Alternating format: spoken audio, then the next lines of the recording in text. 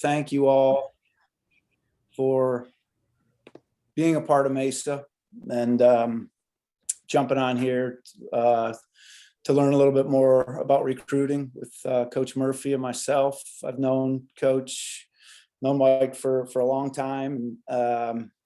He's a tremendous lacrosse coach, but also a better person, a great dad. He's been on the other side of this with his son Jack is a freshman at Dickinson. I'm hoping that, like, if I was at Washington College the year before, maybe I wouldn't have to coach against Jack and maybe he'd be a shoreman. He's got some recruiting stuff for football, which I'm sure he's enjoying, spending some time with his son. And he's got a great wife, Lisa, who played at Virginia, who was a big part of our Mesa program on the girls' side. And most important, he's got Joey on our 28 team, so he's making a good decision there and supporting the best club in the country, let alone the Philadelphia area. So I'm psyched to have Murph on here. And what we thought we would do, we sent you a little bit of a, precursor to what we were doing, an agenda, but this will kind of be free flowing. We'd like it to turn into a question and answer at the end. And that's for parents and for kids. See, Coach Patron hopped on here, which is awesome. I guess I'll just start by saying a couple things in general, and then Coach Murphy will do the same about the recruiting process, and then maybe we can talk specifically about Ivy, Coach, and then we'll get all over the place. But what I would say, I've been texting my guys from Gilman. I have some good 23s there, and I'm still helping them. And I sent 3 of them a message the other day. And, the one thing that I said is, I know 2 things are certain. You will go to college and you will play lacrosse. We just don't know where yet. Right. So for the stress, for those of you guys that are feeling the stress or the pressure, you have to understand that it's going to work out. And our job and your job is to try to place you and to find a home for you that's the right fit for you. And that process, Mesa is a big part of that process for you. Hopefully your high school coach is a big part of that process for you. And then the relationships that you have, with other people who can speak to your character and things like that. It's a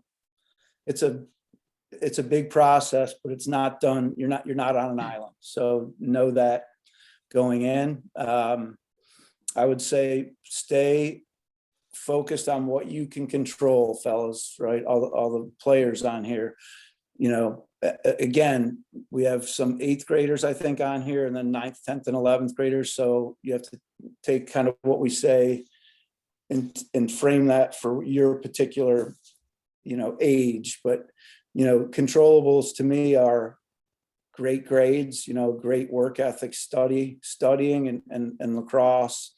It's competing and playing multiple sports and really taking care of things like that. It's getting in the weight room. It's working on your craft when, you're a basketball point guard or a football wide receiver or whatever position you play, because you should be playing multiple sports and enjoying your high school.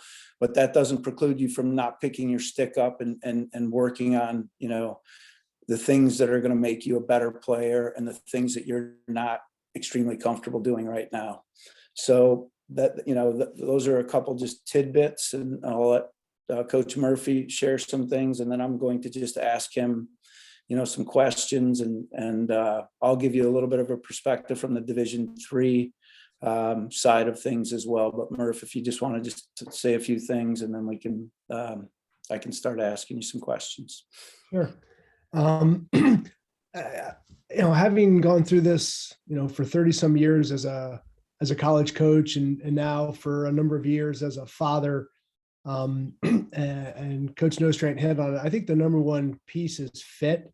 And so if you guys just remember 2 things that I say tonight, they both start with F, and they're not the one that Coach Patron says when he sees you shoot sidearm. One of them is fit and one of them is fun. And if you can remember those 2 things, I think that can guide you through this entire process. And the fun is important. And, people talk about why. There's books out about, find your why. For most of us, the why is that it's fun. And when you get so caught up in where you're going to school and stressing out about that, you tend to lose track of why you did this in the first place. And so if you just remember that it's fun and it's worth the effort you're putting into it to just get better and earn a role and hopefully win some games, then it helps you keep this in perspective and realize that you want to go to a school that's the right fit for you. And I think you need to be objective about that. And that's hard for parents, speaking from experience. What you might think is in your son's best interest might not be what he really wants.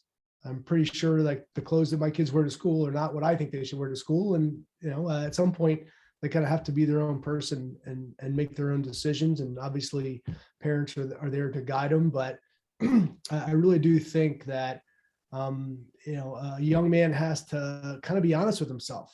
Certain guys are not going to be Division I lacrosse players. The chances of that happening are 3%. And so just because you play for Mesa and they've had a ton of guys go and play Division lacrosse does not mean that is your right. That's an opportunity that you have to earn. And these guys can help you earn it by helping you get better and putting you in front of people. But and that doesn't even mean the Division I experience is the right thing for you, academically and socially and every other way. And I spent 7 years in Division III coaching at Haverford College, and I've been a high school coach and assistant and been in a bunch of different roles. And really the fit thing is the most important piece, and going to a place that's a good fit for you academically, athletically, and personally is really, really important. And not trying to impress people to where you're going, but just knowing in your heart that it's the right place for you to be. And I think if you can kind of maintain that perspective and just keep the joy in the whole thing, it's going to work out extremely well. And for us and our son Jack, he's only been at Dickinson for a semester, but he loves it. I can't picture a place that would be better for him in the country to go to school and play a sport. And it's because he had an idea what he was looking for and just kind of let the process play out. Didn't really make a final decision until summer between junior and senior year, and the whole thing worked out perfectly. And fortunately he was never too stressed out about it, even though it was during some of the COVID stuff. Our family never got too worried about it, just kind of trusted what was going on, and he ended up in the right place. And I think that can happen for all of you. And for some of you, it could be Division I, and for some guys, it can be Division III or Division II. And for other guys, it might be, a club program at a bigger state school that's more in line with what you're looking for socially. And so I think as long as you are kind of proactive in the process and taking ownership of it, and don't just assume that Coach Nostrand is going to be responsible for finding the place for you, and you trust these guys and kind of trust how things work out and just keep working at it, then I think you'll end up in a very good place, like so many kids that have gone through Mesa over the years. Thanks, Coach. I see Coach Slade on here too. So the other thing that I would say is the thing that, Mark, Trav, and I are most excited and prideful about are our coaches with Mesa. And they just do a very good job. They have a lot of different experiences, whether they are, dads, whether they are guys that have played for us at Haverford, played somewhere else. And, but they are passionate about it. And so they are a tremendous resource for you as well. And, as Coach Murphy alluded to, sometimes the conversations are hard, but they'll be real and fair. I was just down working a great prospect day and weekend in Chapel Hill 2 weekends ago, and young Coach Danowski at Duke, we did a recruiting talk, and he stood up in front of people and the boys, and he said, fellas, the one thing that's normally foolproof is we're not wrong as coaches. So, and what he meant was, if your dream is to go to Carolina or to Duke or to Penn or to Washington College, and those coaches have not reached out to you or there's been no dialogue, you probably want to move on, right? Or check that box. But there's nothing wrong with having a big list and having your dream schools be a part of that list. And sometimes you're going to, the force is going to be with you and everything's going to align. It's going to work out, but there's so many different moving parts. So I thought that was interesting. But so Coach, let's just talk about Penn or Ivy in particular, because it's probably a little bit different than the traditional ACC or Big East, recruiting cycle. And there's certainly things such as the index and, things like that would differentiate yourself. So maybe just talk about how you do things at Penn, from an administrative side, or what you're looking for, number one. And then the second part of this question is, if these guys are communicating with you as the head coach at Penn, what is your preferred method of that communication? Do you like Connect Lax? Do you like individual emails? Do you, what's the timing of those things? So maybe, just those two things to start. Sure. In terms of the Ivy League process, the timing of it is very much in line with the other schools generally, and for us at Penn and probably for maybe Princeton and Harvard and maybe Cornell, we moved pretty early, and at least in our 23 class, which is pretty much wrapped up. It happened real quick, and so we were in it with Big Ten and Big East and ACC schools for some of the kids in the class. The difference is really the academic bar. For us, there aren't really minimums in terms of GPA or SATs, but all the schools have to maintain a certain average academic index. And so, if we had 10 kids in a class, which is about average for a lot of schools, and so all 10 kids will have a certain GPA and a certain SAT, let's say, or ACT. And so you get a certain number of points for each. And if we had to average a 200 on the AI, it's about 10 or 15 points higher than that.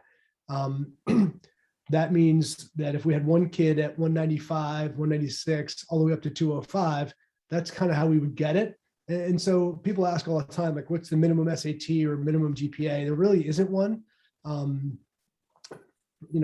per se, because we have to have an average. So we'll have kids with 750 SATs and kids in the 600s and kind of everything in between, and the GPAs as well. Probably tough to be below kind of a B+ average depending on your school. So as long as guys fit in with all those numbers that we basically calculate in-house, and we don't give our guys AI numbers to hit, we'll just take a look at their GPA where it is in September of their junior year, and tell them they need to, stay at that point or be higher than that, and give them a basic SAT or ACT expectation range. And then it's their job to hit that. So because we have fairly strict numbers that we have to hit, we need to dictate to the recruits where their SATs or GPA will be. But in terms of the timing and the process and interacting with recruits, it's pretty much the same as what goes on, at Division III and Division II and at all levels in Division I, doing home visits and, a lot of calls and Zooms and, text messages and all the stuff that we can do with social media. So, and regarding the second question, I would say that I'm not a big fan of the services, honestly. Like, I don't even read them. I've never responded to an email that goes through one of those services. Maybe I'm just kind of old school, but it's just creepy. Like, they're tracking when I open stuff, and it's just, I don't like it, and the worst thing you can do is say, "Dear Coach Madelon, I'm really interested in your program at Harvard," because it's very obvious that you just cut and pasted that and sent it to everybody in our league. So my recommendation and what I suggested to our kids to do is just use your Gmail account or your school account, send it right to the coaches, include some information. Video is very helpful, a highlight. Can't imagine many coaches are watching full games now, but at least send a highlight, academic information, GPA, test scores if you have it, and send it directly to the staff. I get a lot of them individually, and I just don't have the time to read them all, never mind respond. So when you're emailing schools, I would email the whole staff, because there's usually one assistant coach on staff who's our recruiting coordinator, that will manage more of that information. So. And those are great points.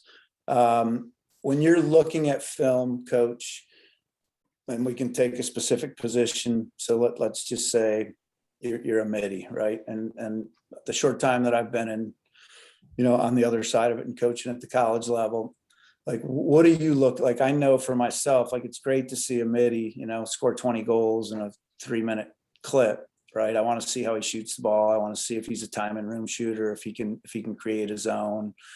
And sometimes film is hard with actual speed, right? Are you looking for, what are you looking for? But what do you look for, maybe at the midfield position or defensive position that these guys might want to think about? Because, again, when I'm looking at an attackman, I want a guy that can finish, or a guy that can feed or control the ball behind, but I also want 3 dudes that can ride it to the midfield like it's nobody's business, right? And give me a possession back or 2 possessions back. And, so there's so many other things other than, the flash stuff. So what are your thoughts there? Yeah, for us, they're basically 4 categories. There's kind of their technical skill, like their stick work, how skilled they are, how athletic they are.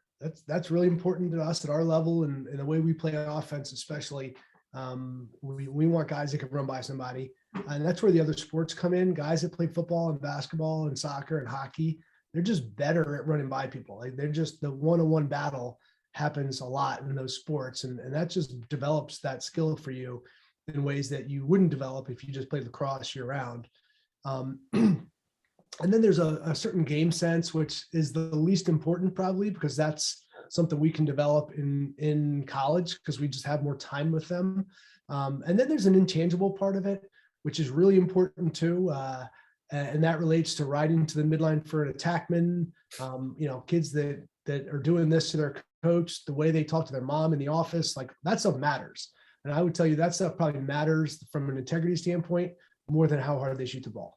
And that's why I called you all the time on every single kid from Haverford, because I trusted you. And there are a lot of kids that we recruit, we just don't know anybody that knows them that will tell us the truth.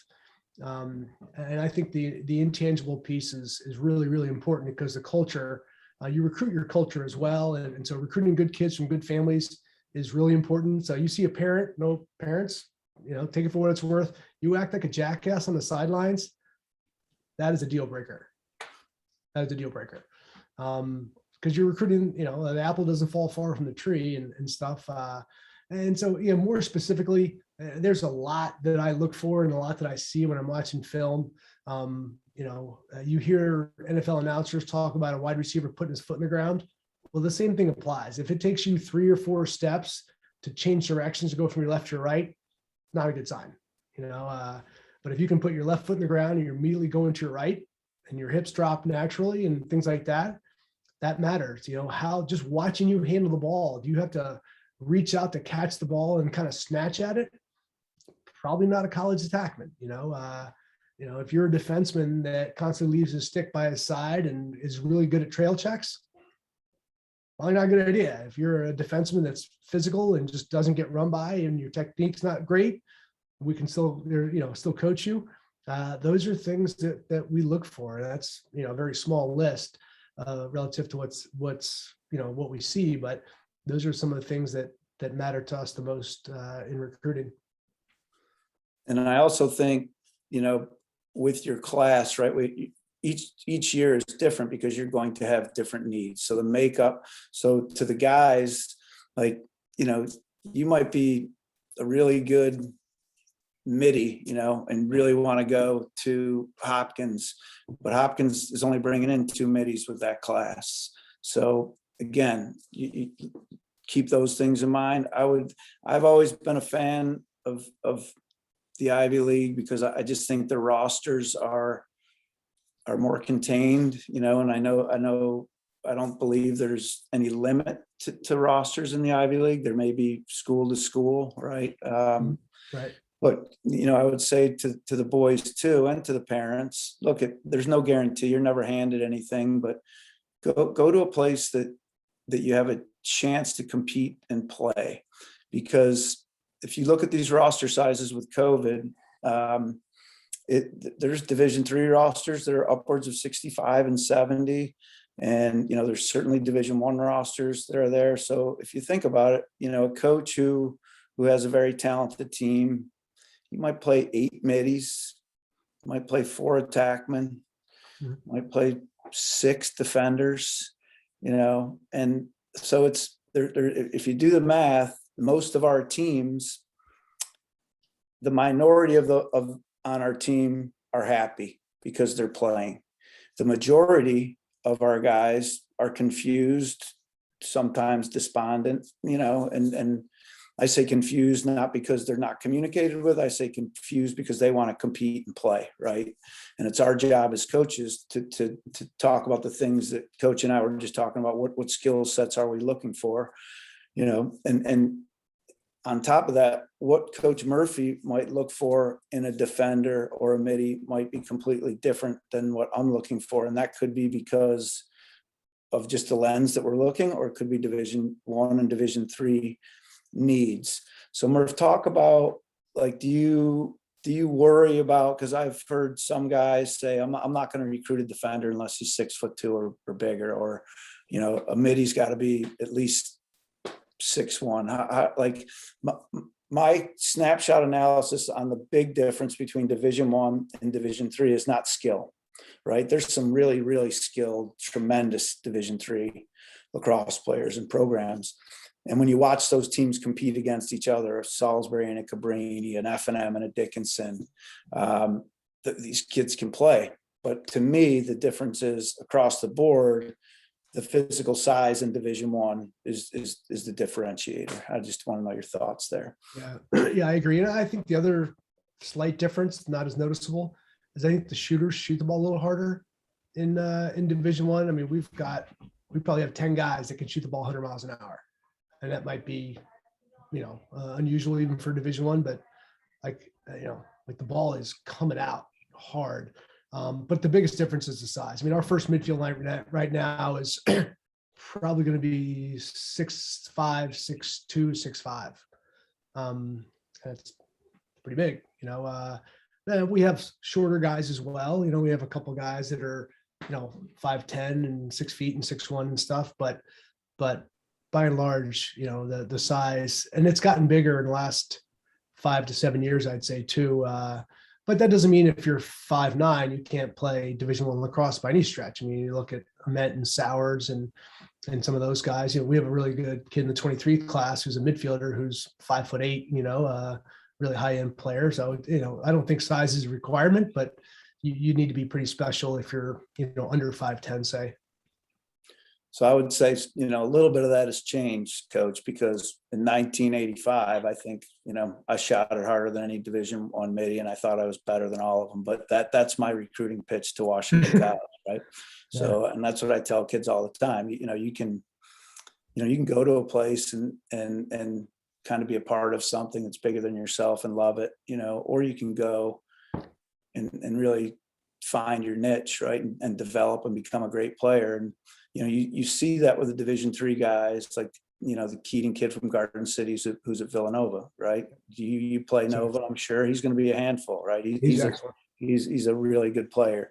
Yeah. And there's a bunch of those guys. And so for me, as a Division III guy, to this day at 58 years old, I carry the biggest chip on my shoulder that I could ever carry, right? I played in the pro leagues, and I just, something that motivated me. But again, it has become a big man's game. My son just graduated from Penn State, and unfortunately he's got my height, but fortunately he's a little better in the weight room than I was. So if you're not very big, you better be strong, you better be explosive, and you better be quick, right? And you better be able to do all these things well. And going back to what I said earlier, be really good at your craft, fellas, passing and catching, shooting the ball, because once you get to the college level, if you're on the first midfield and your shooting percentage 2 games in a row is below a certain number, the chances are you're not going to be on the first midfield anymore, right? As a group, maybe, or as an individual. So again, continue to work on your craft as much as you can, and get with people that have maybe done it a year older. You should surround yourself with guys. And I'll tell the story, and I'm sorry because I've probably said it a couple times, but I've coached a lot of talented kids, so blessed and so fortunate, to coach so many hardworking, talented guys who are dedicated. But the one guy who sticks out in my mind is Peter Garno, who's a Mesa kid and a Haverford kid, who I know people didn't think he could play at Virginia, and they thought he was just a time and room shooter. And he just got better and better at creating his own. But no, I don't know, and Mark's on here and he can chime in, but I don't know that I've in the 28 years that I was at Haverford, and I coached some good ones, anyone that caught it and shot it and got it out of their stick quicker than Pete Garno with both hands. And he did that because he was on the wall and on the field at the Haverford school all the time. Right. And I love to tell the story. He's a Marion Cricket Club guy. His dad's a squash player. He was a punter at Virginia. All the reasons, like, that when, and he wanted to go to Virginia, and that was his goal to Virginia. And I remember saying to Pete, I'm like, dude, there's guys in Canada and everywhere else that would chew their right arm off to go to Virginia. So you better know that. And it never deterred him. And so you can evolve and develop and grow. And it's really up to you guys how much time and energy you want to put into it. So again, control those controllables. Let's talk about prospect days, showcases, Mesa tournaments. I will say, as a co-owner of this club with Mark and Trav, I think we do a really good job, and it's always hard, but not really with the high school kids. We take you guys to what we feel are the 3 or 4 best events in the summertime, and then the same thing in the fall.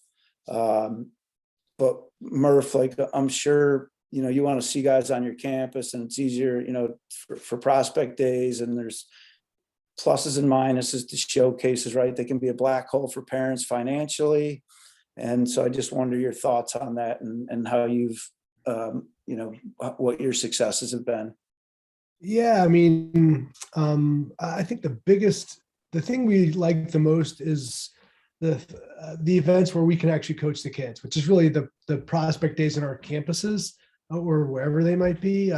Just the ability to interact and coach a kid and see how he responds to that stuff for us is an infinitely different experience than sitting on the sideline in a chair, just taking notes on what they're doing. Like, there's so much more depth to that. So we prefer to do that. That doesn't mean you have to go to a school's prospect day to get recruited by them by any stretch of the imagination. It just helps us to kind of add to the evaluation. And in terms of the other things, the showcases, those are sometimes good because it's a little more concentrated in whatever that might be in terms of Maverick or whatever else is out there.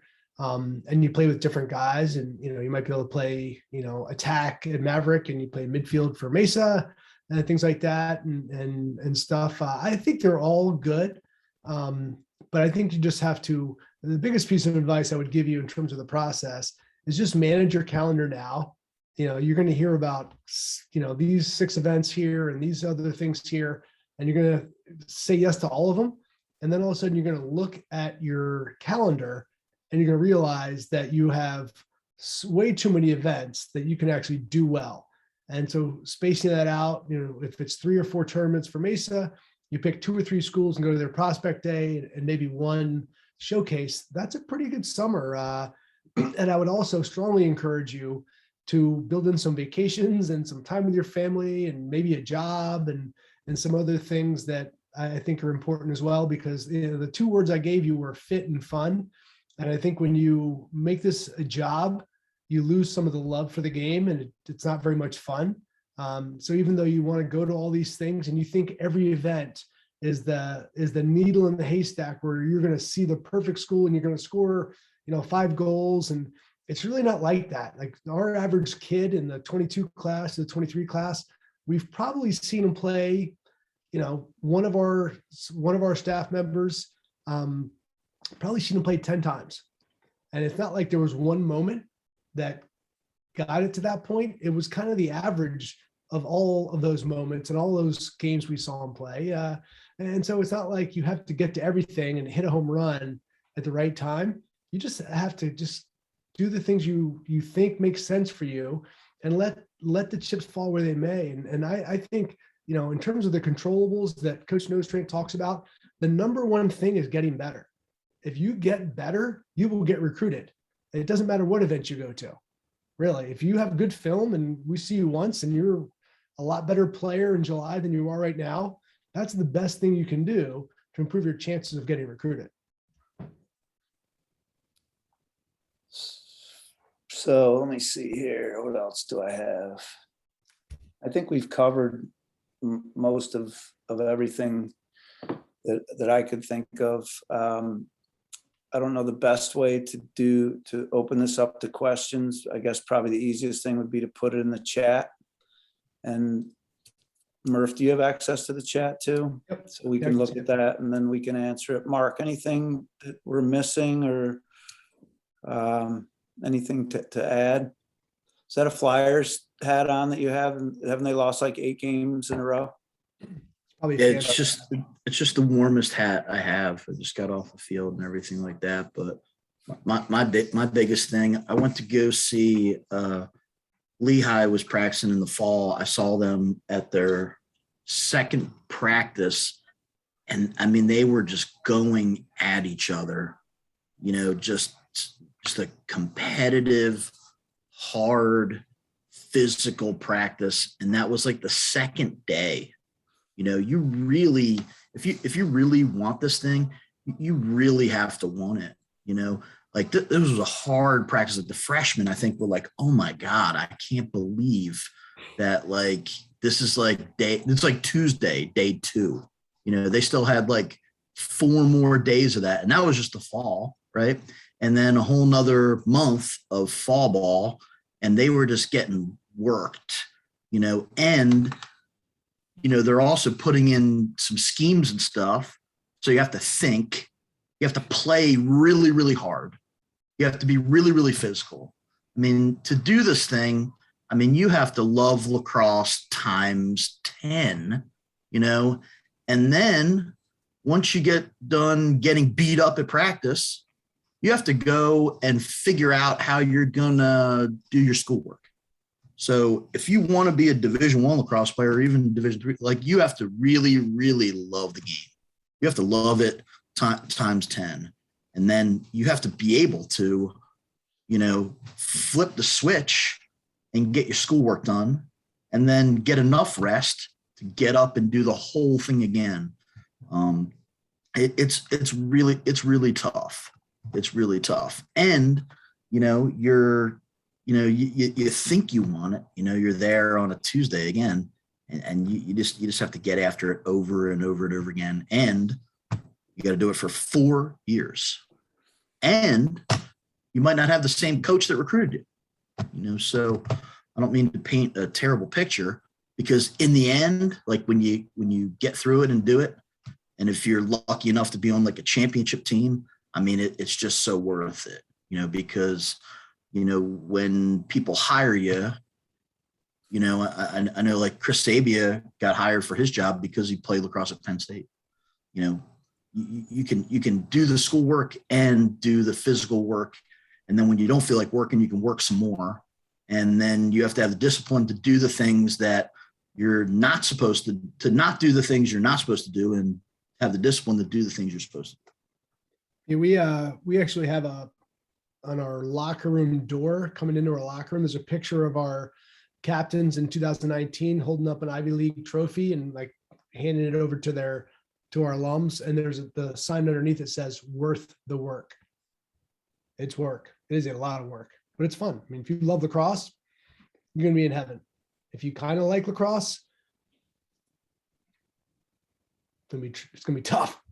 So No doubt. And what Mark always used to say too is you got to love it, whether you're Doc Sakin or whether you're Billy Smith, right? The 12th midi, and you gotta have the same attitude, the same drive, and the same work ethic. And guys, you'll figure that out, because college lacrosse, when you're in that locker room with your guys, and even if you're not playing as much as you want, as long as you wake up every day and you try to win that day and you work as hard as you can, and you give it, an honest effort, those relationships in that locker room are so strong and so important that they carry you through any of your emotional highs and lows. So you got to hang in there, and you got to go into it with your eyes wide open, right? And I tell the story about my son all the time. He goes to Penn State, and I got a lot of nasty emails about that because he committed when he was in 9th grade, and a lot of anonymous emails that the only reason he's going to Penn State is because he's your son and blah blah blah. And he goes up there and he plays man up as a freshman, right? Okay, that's great, man. You're playing man up as a freshman. Sophomore year, he's like they only have 5 attackmen, so they move him to attack. Then they get another attackman and they move him back to midfield. And, I just remember vividly going out to lunch. I'm like, dude, did you break training rules? Did something happen that you didn't tell me about? And, it was emotional. He's like, no, he's like, I must not be getting it done. There's guys are really good. He wasn't happy about it. But, and then as he progressed through his junior year, he's playing in a Final Four in the link, as the 4th short stick D midi, or his sophomore year, where in the whole month of February, he never got a sniff, nothing, but he just kept showing up. And, so again, that we can all tell those stories, but it's hard, but it's fun and it's worth it. And you guys have done a good job of making it a priority by being a part of a club and being serious about it. And you should enjoy the fruits of your labor. But again, as Coach Murphy said, think about the fit, right?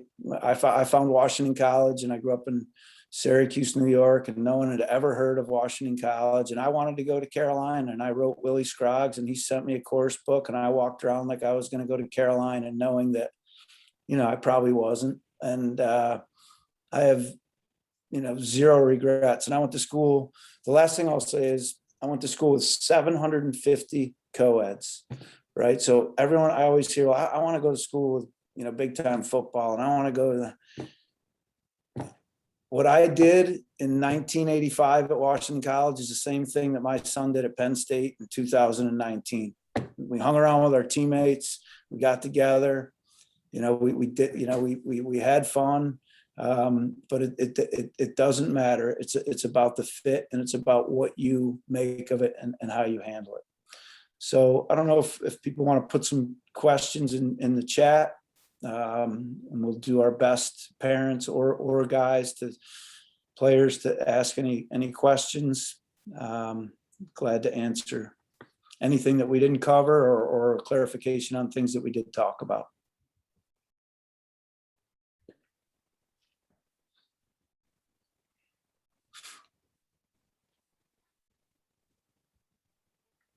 I feel like I'm in front of my 9th grade World Cultures class at Gilman.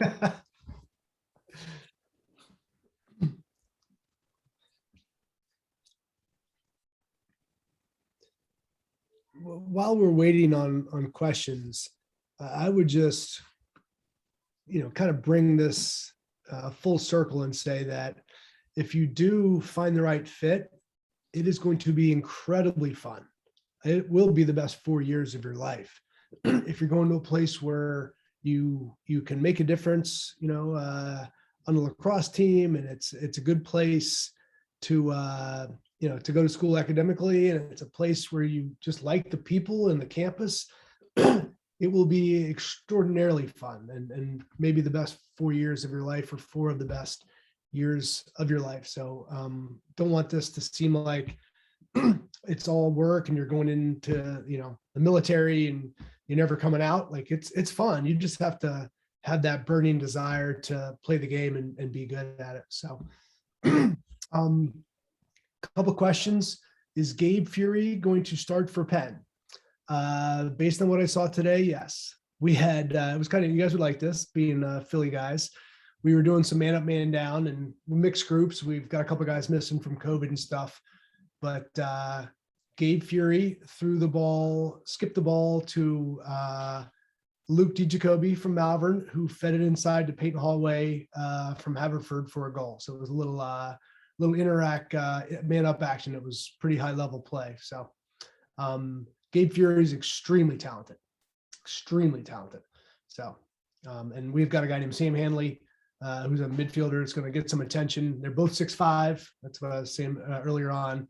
But Gabe, we'll see what happens. He could really, really surprise some people this year. So we will see. What grade do you want to start getting emails from players? As I said, our 2023 class, the juniors are more or less wrapped up, and we're probably on the earlier side of things relative to the rest of Division I and Division III. But we're starting to look at 2024s. So I would think, maybe in the spring, winter and spring, going into that summer, this coming summer, 2022 summer, will be mostly focused on 24s. So that's probably the time we'll see some spring lacrosse. I've probably seen 20 or 30 or 40 Haverford school games over the last 20 years at least. So we'll watch some spring lacrosse, watch you guys play for high schools, and then we'll watch a ton of summer lacrosse. So give us an idea of who you are. Again, video, academic information, basic personal information is helpful. Try to copy the whole staff on that, and let us know where you'll be playing, what your schedule is for Mesa, over the course of the summer. And we'll see Mesa play a bunch. 22s and 23s. I probably saw Mesa play like 15 or 20 times last summer. So. And the Under Armour underclass tournament question, my thought always was, even when I was a high school coach, is go to the tryouts, right? Why not? Right? Again, it's all relative, and it's up to you to decide kind of which one of these events are, run well enough to justify you spending the money. But I think, the Under Armour tryouts, you're going to be seen by a lot. And then if you can, if you get into that, whatever they call it, the top 40 game to maybe make the team, that's a bonus. But even if you don't, get a kid, Tommy Martinson, who's probably going to start for Harvard, who's a Gilman defender who didn't get recruited until the summer of going into his senior year. He tried out, he didn't, he didn't make that team, but they saw something that they liked, and they saw his size. And so I would say, Under Armour, if you get into Maverick, there's a bunch of different showcases, but I'd say Under Armour is certainly, could be worth it.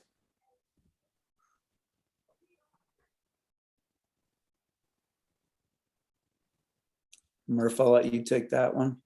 Yeah, that's a very good question. How important is it to visit multiple schools in order to gain a better frame of reference versus just picking schools off the top 20? My thought on that just quickly is to, if you want to go to a top 20 program and in Division I or Division III, and you're that caliber of player, and touching on what Coach Nostrand said before, the difference between Division I and Division III is not that great. It really isn't. I can tell you a number of times where Division III teams have beaten Division I teams. Back in the 80s, Hobart used to beat Carolina after Carolina won the national championship, and Salisbury did that to Duke more recently. And, we lost to Ursinus a couple of years ago. So, people think there's like this difference, like Division I is here and Division III is here. It really isn't. There are a good number of Division III teams that will beat a good number of Division I teams. So it's not really stratified. It's really about fit. And the Division III schools are generally a little bit smaller. So if you're, need to go to a smaller place because you don't want to get lost with 30,000 people, it's generally a better approach. So that being said, take the lacrosse rankings and then look at some schools academically that make sense for you. It shouldn't just be about lacrosse. You should combine the lacrosse and the academics. And if you're a middle of the road student and a really good player, there are schools for you there. And if you're a middle of the road player and a really good student, there are schools for you as well. And once you break that down to maybe 5 to 8 schools, 3 to 6 schools, that's when you go visit. I wouldn't just go blindly visiting a bunch of places. But if you can take a look at it, figure out who might have some interest in you, get a sense of what makes sense athletically and academically, and then go out and check those places out. So the highlight film, and I'll let you touch on this as well, Murph. Most of them have music, which is fine. If you're, it depends on who you're asking what the genre should be.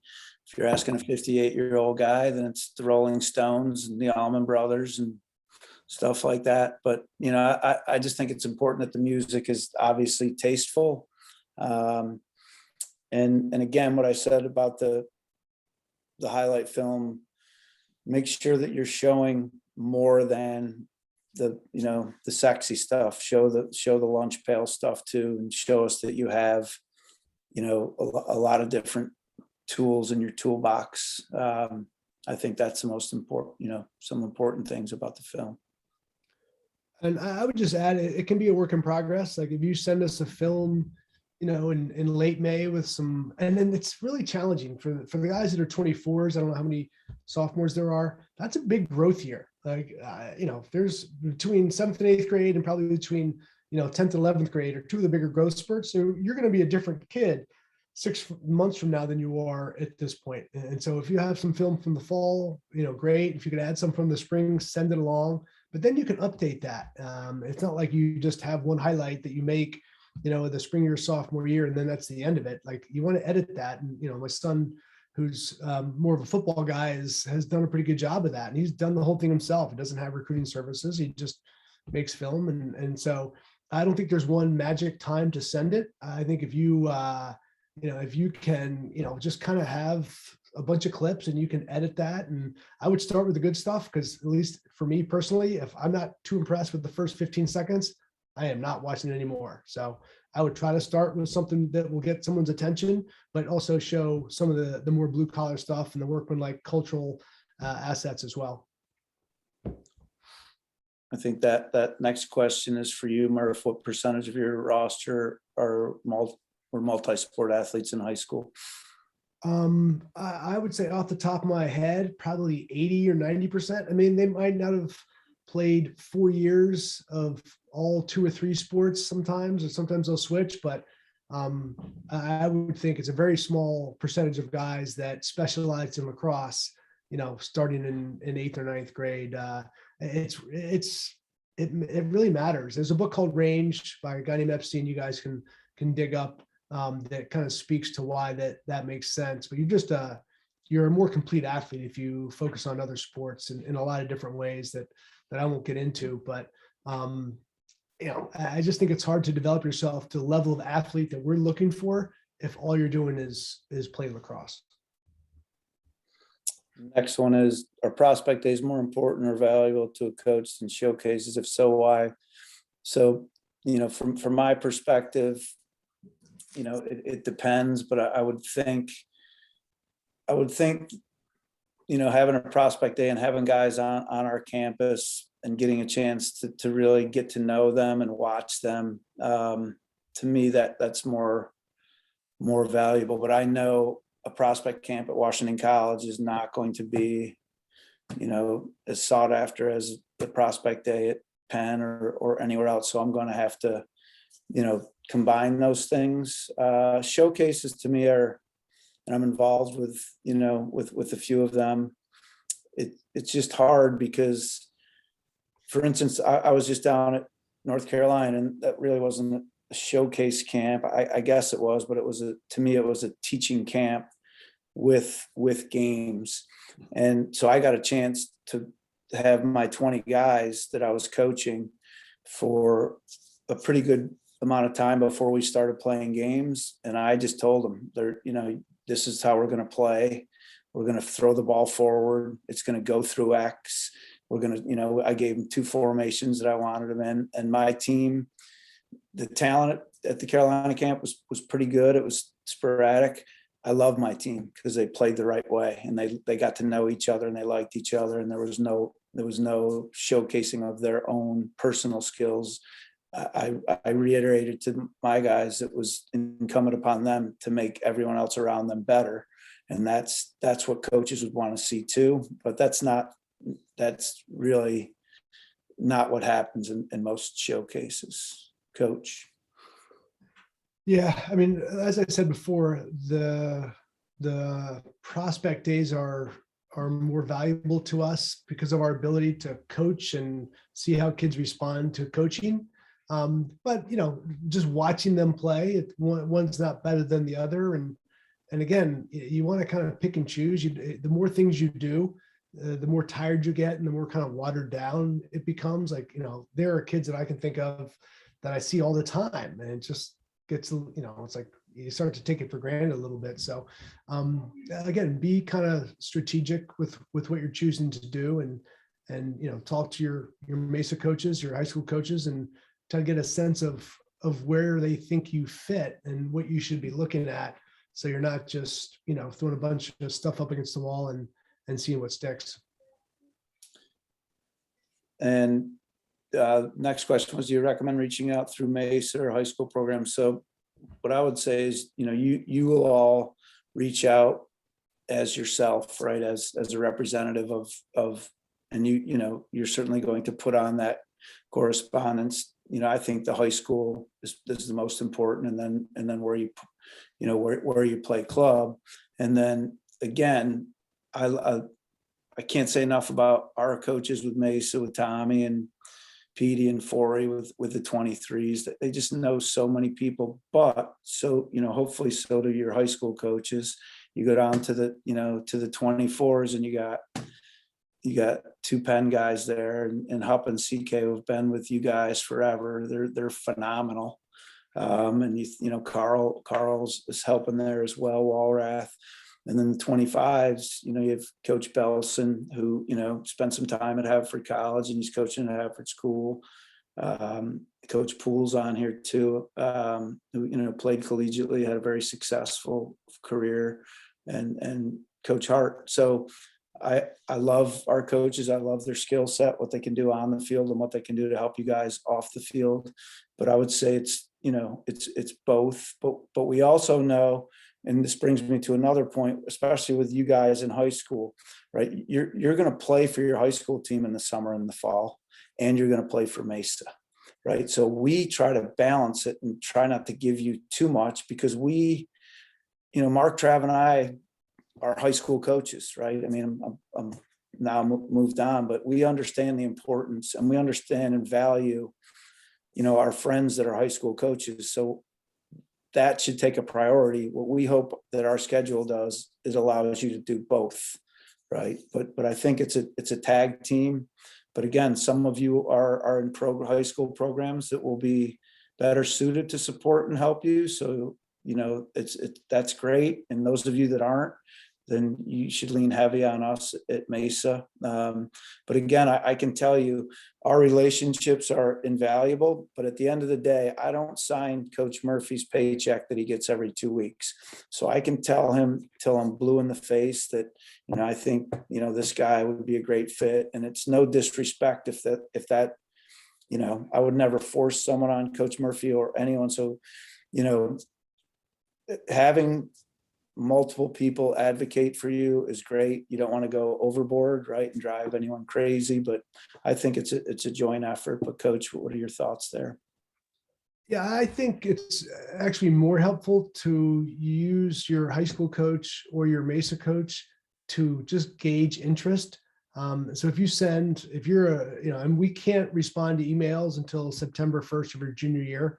But if you're sending multiple emails to a program and you're just getting no responses, then you might want to have your high school coach, your club coach reach out and be like, hey, any interest, blah, blah, blah. And, Like I feel badly doing it, but like I'll probably get 20 a day a lot of times. I can't respond to all of that. And we already have a goalie in the 23 class and a bunch of goalies, and they don't look it up. I don't even know if it's public record or what, but like if somebody called somebody in our office and asked if we had a goalie, we would say yes. Like we're honest with everybody.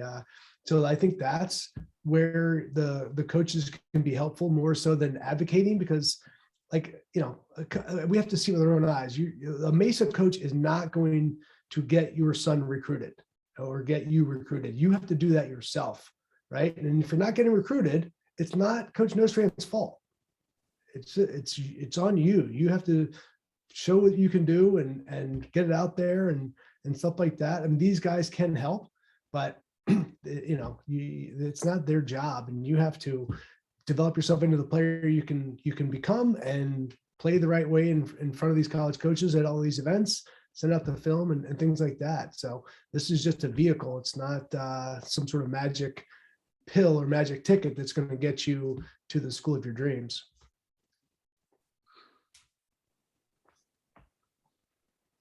Anything else?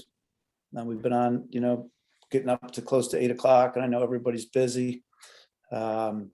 Really, I'm excited that, I think we have over 50 people on here, had over 50. So thank you so much for popping on and as always, supporting Mesa in our endeavors. We're excited as we kind of wrap down the winter skills and get into the spring, and we'll be communicating with you guys. But, want to wish all of you the best of luck, in your spring seasons. And we are here to help you. I want to thank Coach Murphy for jumping on here and always being a big supporter of mine and Mesa, Coach Patron as well. And again, all of our Mesa coaches. A joy for me is being around, guys that I coached and guys that have recruited my guys. And lacrosse is just such a phenomenal way to make a living. People have asked me, how's the transition been for me down in Chestertown? And I have zero stress because I've played 0 games. So I'm 0-0. Everyone has played the same amount. So my biggest stressor is making sure that I get out of bed, get in my new pickup truck. It's used, but it's new because you got to have a truck in Chestertown and you got to have a gun rack. I don't have that yet, but I have to get to the Royal Farms by 5:30 because if I don't, there's only like 7 New York Posts and they're all gone. So, that's it for me. So I'm feeling pretty good about the transition from high school to college. As long as the Giants would maybe not screw up this next hire, Murph and I are both Giant fans.